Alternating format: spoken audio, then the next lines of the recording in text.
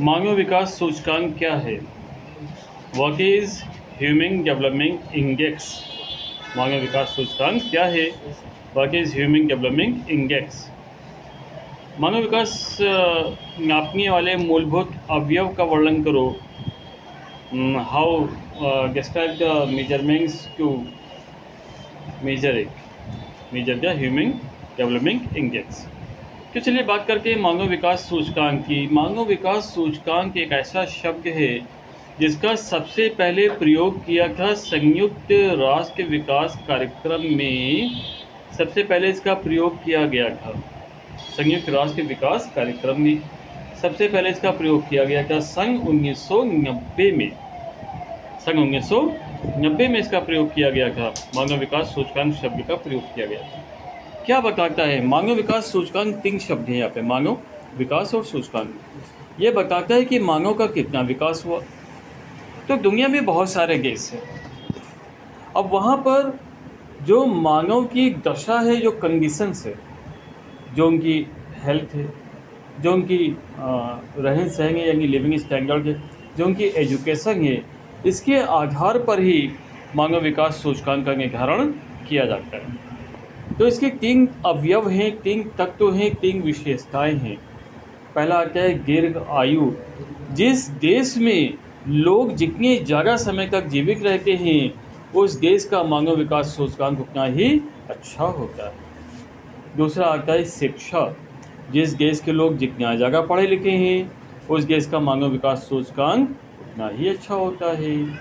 तीसरा आता है जीवन स्तर यानी लिविंग स्टैंडर्ड। जिस देश के लोग का लिविंग स्टैंडर्ड जितना अच्छा होता है, जितना ज़्यादा उनके पास पैसा है, जितना ज़्यादा उनके पास धन दौलत है, जितना ज़्यादा उनके पास गाड़ियाँ हैं, सुविधाएं हैं, उस देश के लोगों का मानव विकास सूचकांक उतना ही अच्छा होता है। क्लियर? तो याद करने की कोई ज़रूरत नहीं पड़ेगी आपको अगर आप ध्यान से सुनोगे, ठीक है ना? या 1-2 बार अगर आपकी रिक्वेस्ट पर हम वीडियो बना रहे हैं, 1-2 बार देख लोगे तो वैसे भी याद हो जाएगा। क्लियर है ना? दूसरा क्वेश्चन आपने जो बताया है, कौन सा क्वेश्चन नंबर 3 है? मानव विकास का यूएनडीपी का मापदंड। यूएनडीपी यानी कि ह्यूमन डेवलपमेंट इंडेक्स की बात हो रही है। उसके मापदंड क्या हैं इसके बारे में बात हो रही है, कौन कौन से पहलू शामिल किए जाते हैं। तो विश्व बैंक का जो मापदंड है वो तो इनकम पर आधारित है ना? विश्व बैंक का जो मापदंड है वो तो इनकम पर आधारित है, पर इसकी बहुत सारी सीमाएं होती हैं इनकम की। अब यहाँ पर चूँकि इनकम की बहुत सारी सीमाएं होती हैं,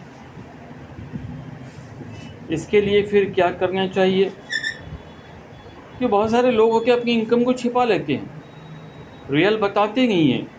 तो फिर कैसे मानव विकास को स्टडी किया जाए, उसका मापदंड कैसे किया जाए? तो दूसरा आता है सिक्योरिटीज़ को लेकर के, सुरक्षा को लेकर के, मानव कितना सुरक्षित है। तीसरा आ जाता है उसकी आज़ादी को लेकर के, उसके पास कितनी स्वतंत्रता है, ठीक है ना? तो बात वही आती है कि सबसे पहला आपका जो आ जाता है वो आता है लोगों का स्वास्थ्य, अर्थात लोग कितने हेल्दी हैं, कितना स्वस्थ हैं। जिस देश के लोग कम बीमार पड़ते हैं, जिस देश के लोग ज़्यादातर स्वस्थ होते हैं, हष्ट-पुष्ट होते हैं, उस देश का मानव सूचकांक उतना ही अच्छा माना जाता है, वो देश उतना ही विकसित माना जाता है। दूसरा आता है शिक्षा का स्तर। तो जिस देश के लोग जितना ज़्यादा पढ़े लिखे होते हैं वो देश उतना ही विकसित माना जाता है, मानव विकास सूचकांक वहाँ का उतना ही अच्छा माना जाता है। तीसरा आता है प्रति व्यक्ति आय।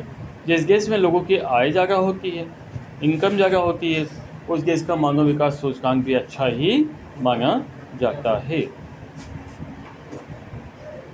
फिर आपने क्वेश्चन जो दिया है वो है राष्ट्रीय आय वृद्धि हेतु 3 उपाय, है ना? क्वेश्चन नंबर 5 है ये।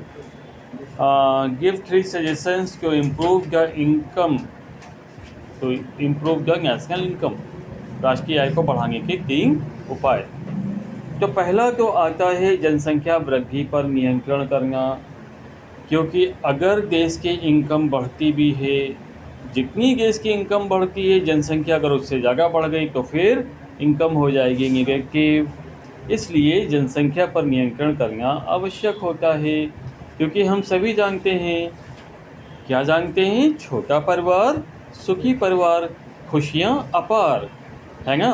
क्योंकि इनकम का विभाजन होगा कम भाग में, लोगों के हिस्से में आएगा ज़्यादा पैसा, लोगों को अच्छी शिक्षा मिलेगी, अच्छी चिकित्सा मिलेगी, रोज़गार के जगह अच्छे अवसर मिलेंगे।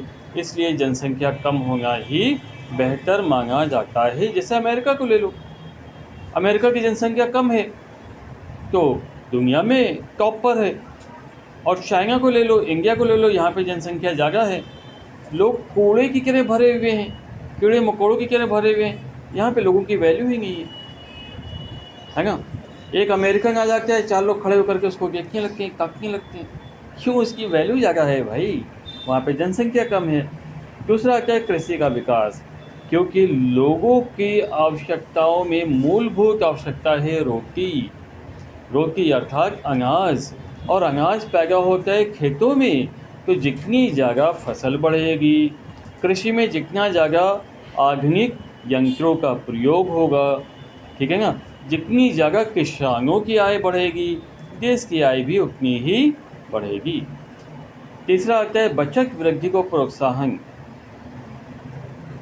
बचत करना क्यों आवश्यक है, बचत हम क्यों करते हैं, ताकि भविष्य में आने वाली समस्याओं का सामना कर सकें, है ना। कल को कौन बीमार पड़ जाएगा, किसके इलाज में कितने पैसे की आवश्यकता होगी, किसी ने देखा नहीं है। इसलिए लोग अपनी क्षमता के अनुसार थोड़ा थोड़ा पैसा करके बचाते रहते हैं, जिससे कि कल को अगर कोई ज़रूरत पड़ती है तो पैसा काम आता है। अभी तो बच्चे छोटे छोटे हैं, कल को बच्चे बड़े होंगे, अगर उनको रोज़गार नहीं मिलेगा, नौकरी नहीं मिलेगी, तो वो अपना व्यापार करेंगे। व्यापार करने के लिए पूंजी चाहिए, बचत से पूंजी का निर्माण होता है। ध्यान रखिए, बूंद बूंद से गागर भरता, बूंद बूंद से सागर बनता, ठीक है ना। तो कौड़ी कौड़ी जमा करने से एक बड़ी पूंजी का निर्माण होता है, और उस पूंजी से न केवल घर के बच्चों को रोज़गार मिलता, बल्कि समाज के बेरोजगारों को भी रोज़गार मिलता है। क्लियर। अब ये कितनी खूबसूरत लाइनें बोल दी, अगर आप लिखोगे तो सोचिए कितना बड़ा इम्पैक्ट पड़ेगा एग्जामिनर के ऊपर। क्लियर हो गया।